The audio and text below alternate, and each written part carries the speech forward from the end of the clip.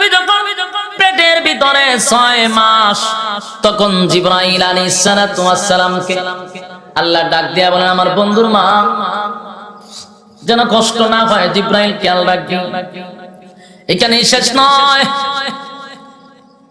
আল্লাহর পয়গম্বরের মা না বলেন, পৃথিবীর মানুষেরা আমি আশ্চর্য হয়ে যেতাম, মার সন্তানটা যখন পেটের ভিতরে, তখন আমি চতুর্দিক থেকে শুধু সালামের আওয়াজ পাইতাম। আমার যেন কে খালি সালাম দেয়, খালি সালাম দেয়, সালাম দেয়। বালকনা পাথরগুলি আমার পায়ের সামনে এসে চুম্বন দেয়। সুবহান। আরে ভাই, এখানে শেষ নয় গো, এখানে শেষ নয়। আম্মা জান আমেনা বলে, আমি তাকায়া দেখি কতগুলা পাখি চতুর্দিকে ঘুরে, কিন্তু আমার উপর দিয়া যায় না। পাখিগুলা বলা বলি করতে লাগলো, ওই দেখ বিশ্বনবীর মা আমেনা, সাবধান, আমেনার উপর দিয়া উড়বি না, বেয়াদবি হয়ে যাবে, বেয়াদবি হয়ে যাবে। পাখিরা বলে, বিশ্বনবীর মার উপর দিয়া ওরাউরি করবি না, বেয়াদবি হবে। সুবহানাল্লাহ।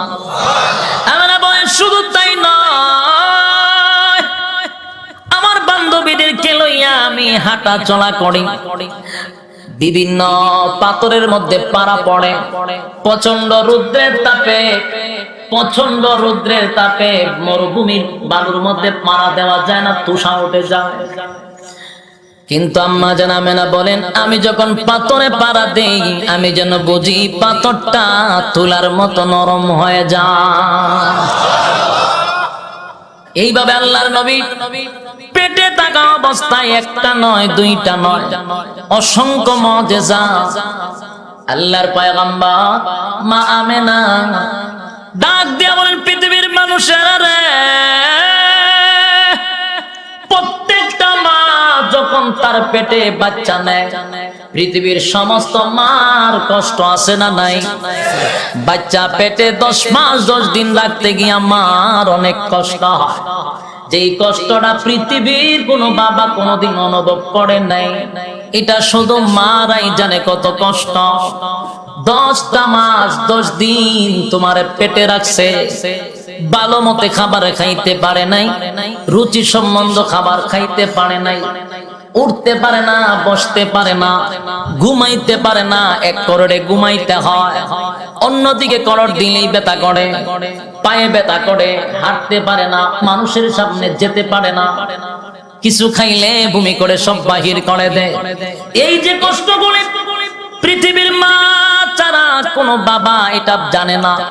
তাই আমার আল্লাহ বলেন, মা জাতির 3 দিক দিয়ে আমি আর আল্লাহ সম্মান বাড়ায়া দিলাম।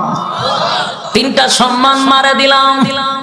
3টা জায়গায় মা কষ্ট করেছে, বাবা করে নাই, তাই মার সম্মান 3 গুণ বেশি। জোরে কোন ঠিক? আরে বড় কষ্ট হয় গো, বড় কষ্ট হয়। কিন্তু আম্মা জান আমেনা বলেন, খানায়ে কাবার কসম করে বলি রে, আমি আমার সন্তানদের 10 মাস 10 দিন পেটে ধারণ করেছি। খানায়ে কাবার কসম করে বলি, আমার সন্তান আমারে অজান্তেও কষ্ট দেয় না। সুবহানাল্লাহ। তদানীন্তন সময়ের একজন তাওরাতের আলেম, ওরাকা বিন নাওফেলের একজন মেয়ে ছিল, তার নাম হলো মারিয়াম। ধনাঢ্য সম্ভ্রান্ত পরিবারের একজন মেয়ে, টাকাওয়ালা মারিয়াম। আব্দুল্লাহর ডাইরেক্ট বলে, আব্দুল্লাহ তোমার আমার ভালো লাগে, তোমার সঙ্গে আমি বিবাহ বসতে চাই, তোমার বাবারে প্রস্তাব দাও, আমারে যেন বিবাহ করাইয়া তোমার ঘরে বধূ হিসাবে নিয়ে যাও। আব্দুল্লাহ তো লজ্জা পায়, কিন্তু মারিয়াম বারবার বিবাহের প্রস্তাব দেয় আর বলে, আব্দুল্লাহ রে, তোমরা 10 ভাই, বাবার সম্পত্তি বাট করলে কি বাটে পড়বে? আমি একমাত্র শিল্পপতির মেয়ে, আমার ধন সম্পত্তির কোনো অভাব নাই, আমার বাবা একমাত্র কন্যা, যদি তোমার কাছে বিবাহ বসতে পারি, আমার বাবার সমস্ত সম্পত্তি তোমার কদমে ঢেলে দিব। আরে ভাই,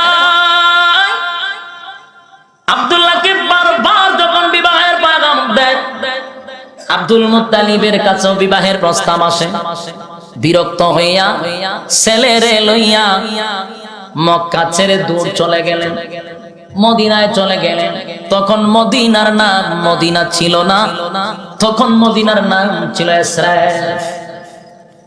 আব্দুল মুত্তালিব সন্তানদের লইয়া মক্কা ছেড়ে দূর বহুদূর মদিনায় চলে গেল। আব্দুল মুত্তালিবের একজন বন্ধু ছিল, তার একটা মেয়ে ছিল বড় সুন্দর। আব্দুল মুত্তালিব বলেন, বন্ধুরে আমি আমার ছেলেটারে লইয়া মক্কা থেকে চলে আসছি। একটা ছেলে কিন্তু প্রতিদিন বিবাহের প্রস্তাব আসে, মেয়েরা যারা যন্ত্রণা করে, তোর মেয়েটা বড় সুন্দর, আমার ছেলেও সুন্দর, দুইজনে বিবাহ করায়া দেই। ওনার বন্ধু রাজি হয়ে গেলেন আব্দুল্লাহরে দেখে। যেই মেয়েটার সঙ্গে বিবাহ করায় দিলেন ওই মেয়েটার নাম ছিল আমেনা। সুবহানাল্লাহ, বাড়ি দিয়া বলে তো চলে। ওই আমেনা ছিল, বিবাহ করায় দিল। বহুদিন পরে আমেনারে লইয়া আব্দুল মুত্তালিব পুত্রবধূ লইয়া একসাথে মক্কায় রওনা দিল। মক্কায় যখন আসলো, চতুর্দিকে খবর হয়ে গেল আব্দুল্লাহ মক্কা ফিরেছে। মক্কার মেয়েরা আব্দুল্লাহর জন্য পাগল। যেই মাত্র শুনল আব্দুল্লাহ আসছে, মেয়েরা আব্দুল্লাহকে বারবার দেখার জন্য চেষ্টা করে। মরিয়ম বাসার থেকে দেখলো আব্দুল্লাহ রাস্তা দিয়ে হাঁটতেছে। একটা দৌড় মাইরা আল্লাহর পয়গম্বরের বাবা আব্দুল্লাহর কাছে এসে মরিয়ম দাঁড়ায়া বলেন, আব্দুল্লাহ রে, গোটা মক্কা নগরী তোরে তালাশ করলাম, কোথায় ছিল? এর আব্দুল্লাহ কই, তোমারে দেখি না। আব্দুল্লাহরে দেখার জন্য মরিয়ম দৌড়ায় আসছে। কিন্তু মরিয়ম যখন আব্দুল্লাহর চেহারার দিকে তাকাইছে, মরিয়ম চোখের পানি ছেড়ে দিয়া কাপড় দিয়া মুখটা গড়ে পর্দার ভিতরে চলে গেল। গইরাইয়া কান্না শুরু করে দিল। আব্দুল্লাহ ডাক দিয়ে বলে, মরিয়ম, রাস্তা দিয়া যখন হাঁটি গো,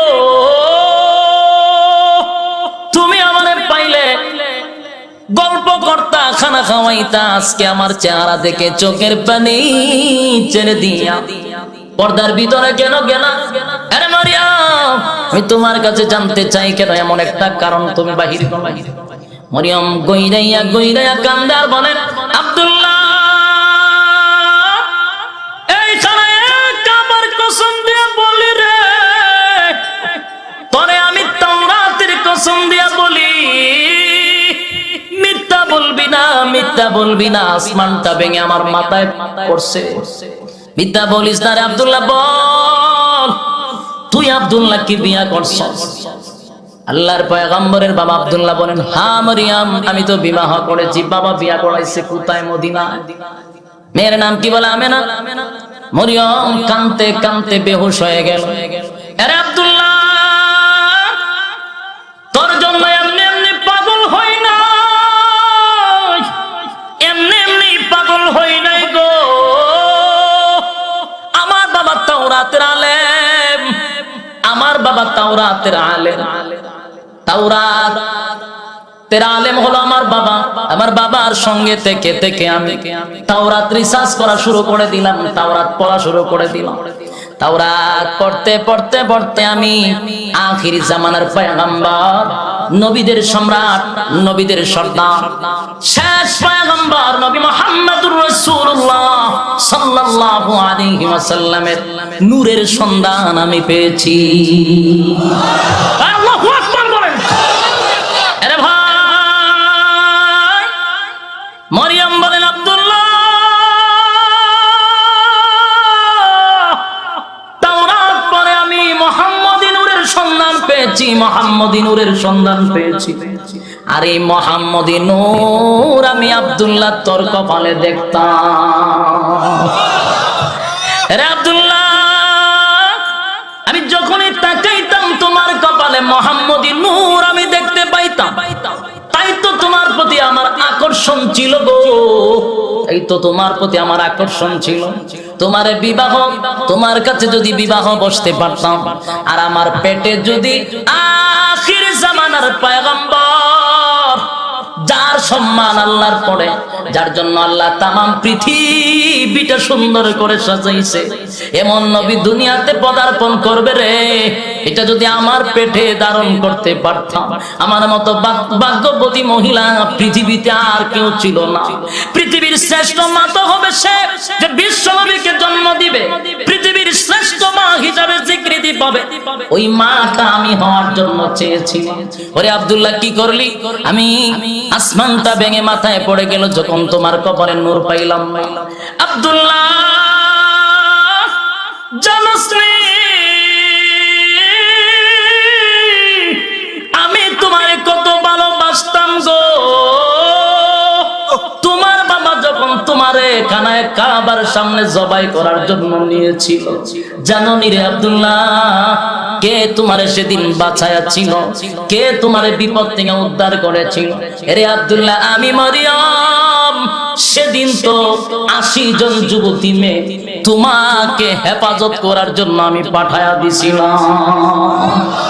এই সেই মরিয়ম আমি, যে তোমাকে হেফাজত করেছে 99 বার যখন তোমার নাম উঠেছিল। আমি মরিয়ম মেয়েদেরকে পাঠায়া দিছি তোমার জন্য, তোমাকে হেফাজত করার জন্য। আমার তো একটা আশা ছিল রে আব্দুল্লাহ, আমি যেন আখিরি জামানার পয়গম্বরের মা হতে পারি।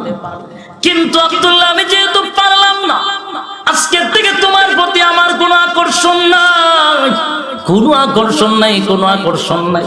আর আমি ওয়াদা দিলাম, এই পৃথিবীতে যতদিন আমি বেঁচে থাকবো, আর কোনদিন আমি স্বামী গ্রহণ করব না। আরে ভাই, এই দিকটা যদি আমি আলোচনা করি, লম্বা আলোচনা, আমার যে উদ্দেশ্য, যে সাবজেক্ট যেটা বোঝানোর জন্য, সেটা আলোচনা করা হবে না। তাই আমি সংক্ষেপে এখান থেকে আপনাদেরকে বের করে নিয়ে যেতে চাই। আল্লাহর নবী যখন মার পেটে 6 মাস হয়ে গেছে, বুখারীতে অনেক জায়গায় আসছে 2 মাসের কথা, কোন জায়গায় 6 মাসের কথা আসছে। এ ভাই, আল্লাহর পয়গম্বর যখন মায়ের পেটের ভিতরে যখন 6 মাস হয়েছে, তখন আল্লাহর পয়গম্বরের বাবা আব্দুল্লাহ দুনিয়া থেকে চিরবিদায় হয়ে গেছে। আব্দুল্লাহ দুনিয়া থেকে বিদায় হয়ে গেল, তার মানে আমার নবী পেটে থাকা অবস্থায় এতিম হয়ে গেল। এটা অন্য একটা সাবজেক্ট, অন্য ঘটনা। তাই আমি আর একটু সামনে নিয়ে যাই। নবীজি দুনিয়াতে আসার আগে যে অলৌকিক কিছু ঘটনা ঘটছিল, সেগুলো শোনায় আপনাদেরকে সামনে নিব।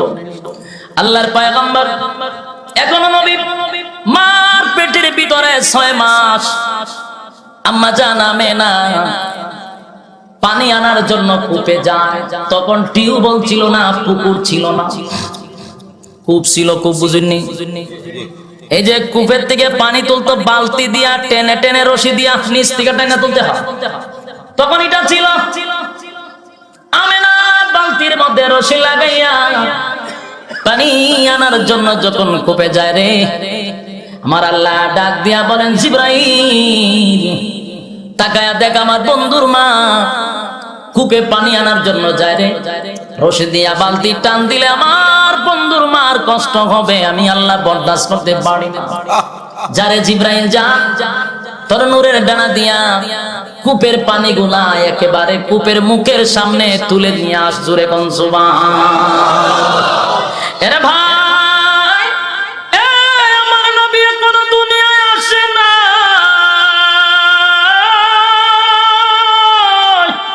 নবীর মুজিজা, নবীর অলৌকিক ঘটনা নবী আসার আগেই শুরু হয়ে গেল। আল্লাহর নবীর মা কূপ থেকে পানি আনতে যায়, জিবরাইল পানিটা কূপের সামনে তুলে রাখছে, যেন আমেনার কষ্ট না হয়, যেন কষ্ট না হয়। এখানেই নবীর শান শেষ নয়। এরে আশিকে রাসূল, আমি বলবো দিলের কান লাগায় শুন, রাসূলের সম্মান কারে কয়, রাসূলের সম্মান কারে কয়, কওমি উলামায়ে কেরাম থেকে ভালো করে শুনা যা। তোরা তো রাসূলের শান কইতে গিয়া গান গাইতে গাইতে মমতাজ ফিল কইরা লাগছে। এটারে শান কয় না, এটারে গান কয়। হয় গান আর মানুষের সাহাবা এরকম শান কই এরে সূরা শান কারে কয় লাফানি রে শান কয় নাচতে নাচতে লাফাইতে লাফাইতে ওরে বাপ রে বাপ সুতায়ও নাচে বক্তায়ও নাচে জিগাইলে কয় যে একটা শান গাওয়া গাইছে গান কইতারস না তোরা লজ্জা লাগে না গান রে যে শান কস তোরা লজ্জা লাগে না আলোচনা পাইসা বসলে 10 প্রথম ভূমিকাতে শুরু হয় গালি দিয়া শেষ হয় গালি দিয়া মাঝখানো হয় গান দিয়া এই ওয়াজ শেষ আর ওয়াজ শোনার পরে যদি আমরা কেউ বলি যে কিতাব ওয়াজ করছে না কিতাব লইয়া কথা বুঝেন না যদি কই বলে ভাই আপনি কি ওয়াজ করলেন গাইলেন আধা ঘন্টা তারপরে মাঝখানে গান গাইলেন আবার শেষ করলেন গাইলে কিতাব ওয়াজ করলেন কিতাব লইয়া গাড়ির মধ্যে কিতাব ভরা এইটা মধ্যে ওটা কিতাব তোর এখানে কিতাবের দরকার নাই তুই ওয়াজ করস না গান গায়া লাফায়া টাফায়া ভাল লাগে শেষ কথা বুঝেন আমরা শ্রীপুরের ট্যাবলেট বেচতে গেলে দেখছি বাসও দেখবেন বেছে আমি নিজে দেখছি আমি যখন কুমিল্লা চাকরি করতাম আমি আগে কুমিল্লা ট্রান্সপোর্টটা যাইতাম যতদিন যাইতাম একের আল্লাহর 12টা মাস ব্রাহ্মণবাড়িয়ার থেকে এই ট্যাবলেট লিয়ে উঠতো এক পাতা লাল এক পাতা সবুজ ওরে বাপ রে বাপ এরা যে সাবা এমবিবিএস ডাক্তার ফেল প্রথম আইয়ে কইবা চ্যালেঞ্জ করলাম এমবিবিএস ডাক্তার থাকলে আয় দেখ এই পাগলও জানে একটা এমবিবিএস ডাক্তার লোকাল বাসে উঠে না এরা নিজস্ব প্রাইভেট কার থাকে ঠিক এই কারণে এটার ভিতরে আয় দেখ কই আইতো তোর মতো পাগলের সাথে বেটা লেহাপড়া করছে 30 লাখ টাকা দিয়ে এইটার লাগিয়া এই একই সেম সর্বোচ্চ 10-15 জন মানুষ থাকে রাত 12টার পরে গান টান গায় কেউ যদি বলে গান গাওয়াতে ঠিক না আয় বসিব কিতাব লইয়া এই লো শ্রীপুরের ট্যাবলেট বেসিনার সাবাবাজি আর এই লো আর গান গাওয়ার সাবাবাজি বেশম নাই একেবারে সমান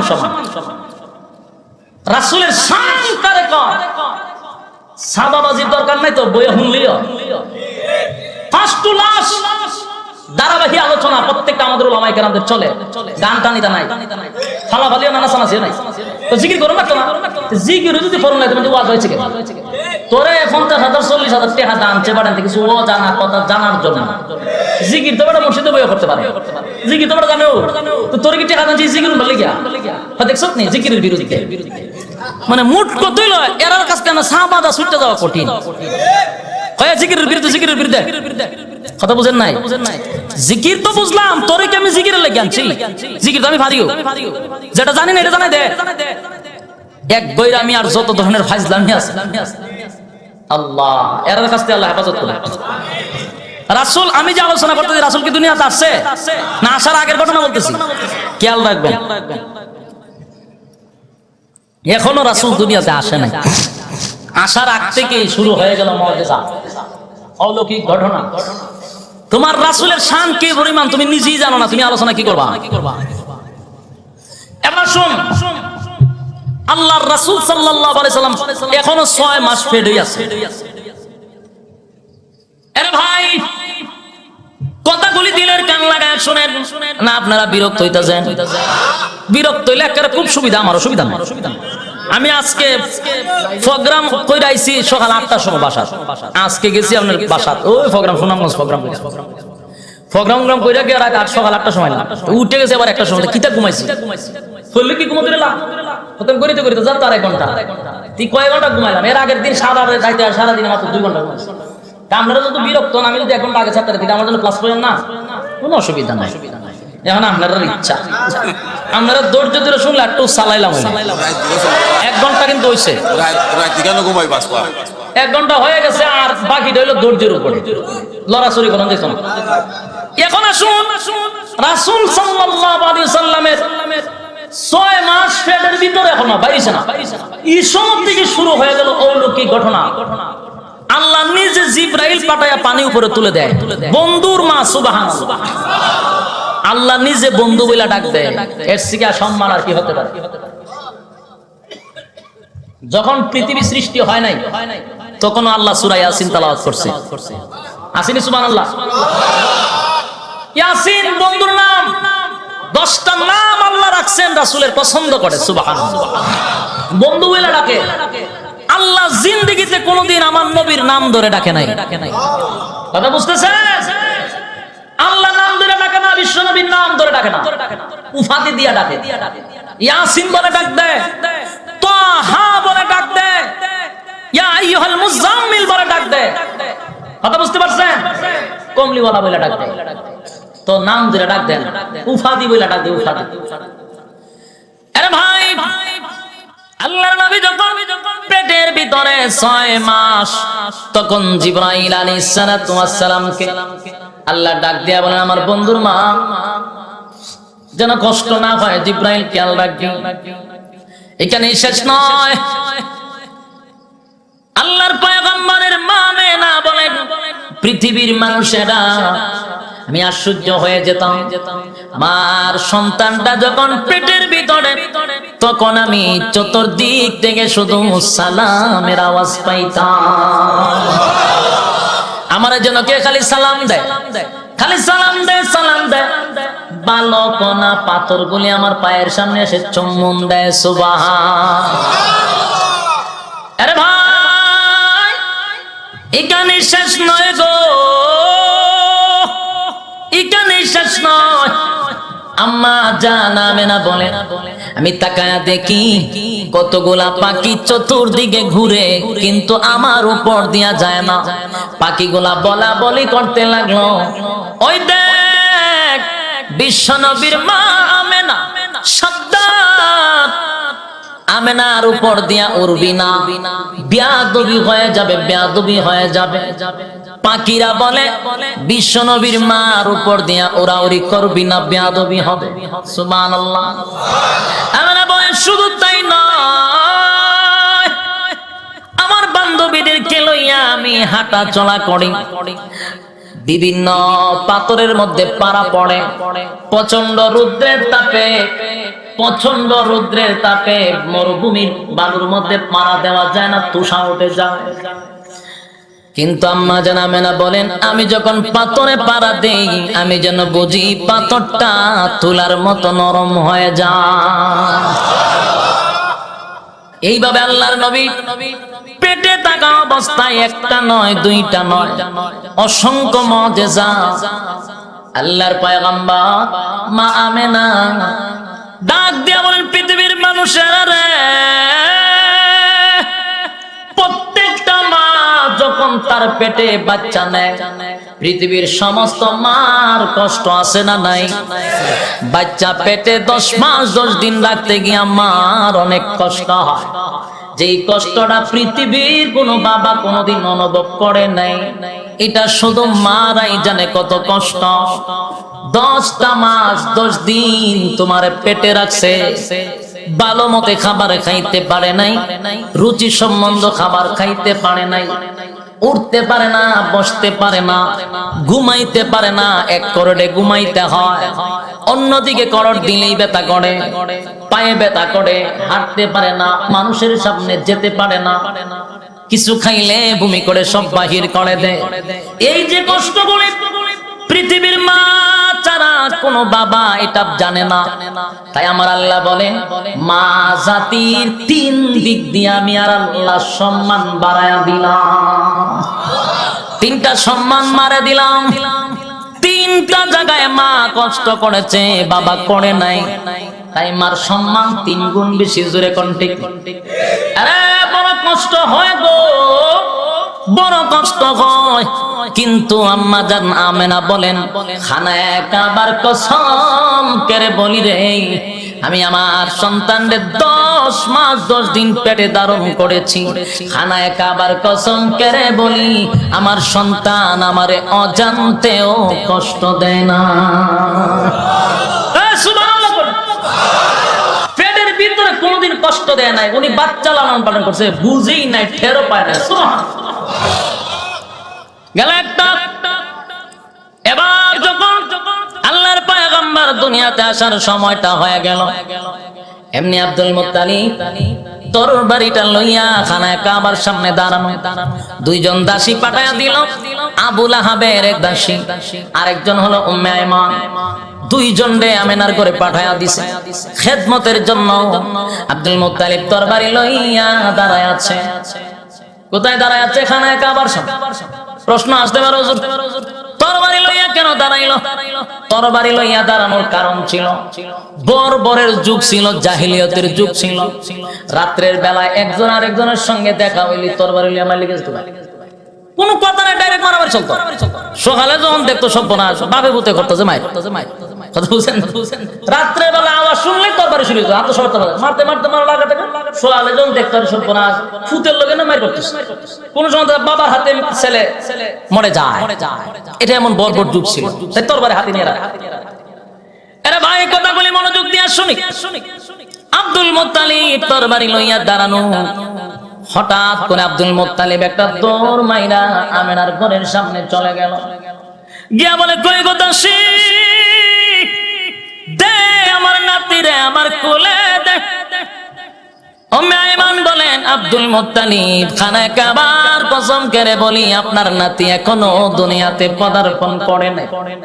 আব্দুল মুত্তালিব বলেন, না আমি বিশ্বাস করি না, আমি এখন তাকায়া দেখেছি খানায় কাবার সামনে দাঁড়ানো ছিলাম, আমি তাকায়া দেখি আসমানের মধ্যে অসংখ্য দরজা যেমন একটার পর একটা খোলা শুরু হয়ে গেছে। আরে কে যেন সুন্দর কাপড় পরিধান করে কতগুলি মহিলা ডাকাডাকি শুরু করেছে, কোথায় গো মরিয়ম, কোথায় গো আসিয়া, আয় আয়। সর্বকালের সর্বশ্রেষ্ঠ মহামানব, নবীদের সম্রাট দুনিয়াতে পদার্পণ করবে, আয় আমরা আমিনার ঘরে গিয়া খেদমতে লেগে যাই। সুবহানাল্লাহ। বাকিটা বাড়ি গিয়া বলে চলবো। আব্দুল মুত্তালিব বলেন, আমি আমার নিজের চোখকে দেখেছি। উম্মে আইমান বলেন, আমার আপনার নাতি হইলে আমি আপনাকে বলতেছি।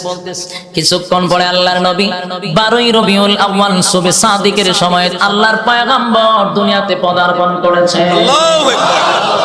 আরে ভাই, এখন আপনারা দিলের কান লাগায় কথাগুলি শুনবেন, প্রত্যেকটা কথার উত্তর আপনারা দিবেন। আমি প্রথম বলেছিলাম মিলাদুন নবী পালন করার ক্ষমতা পৃথিবীর কারো নাই। ইয়াদ আছে? পৃথিবীর কারণ নাই যে এটা প্রমাণ তো করতেই, ঠিক কিনা বলেন? আপনার বিবেকের কাছে প্রশ্ন করে যাব, আপনি বাসায় গিয়ে অঙ্ক মিলাইবেন। আমি একটা একটা করে খালি এখন বলবো, আপনারা জবাব দিবেন। পৃথিবীর কোন উম্মতের দ্বারা নবীর মিলাদুন নবী পালন করা কারো দ্বারা সম্ভব না। এর এক নাম্বার হলো, আল্লাহর নবী দুনিয়াতে যখন পদার্পণ করেছে, বাইরে মানুষ জন্মগ্রহণ করে, আমরা যে জন্মগ্রহণ করছি, বলুন প্রত্যেকটা মানুষ দুনিয়াতে আসার সময় তার শরীরে কিন্তু ময়লা লাগানো থাকে।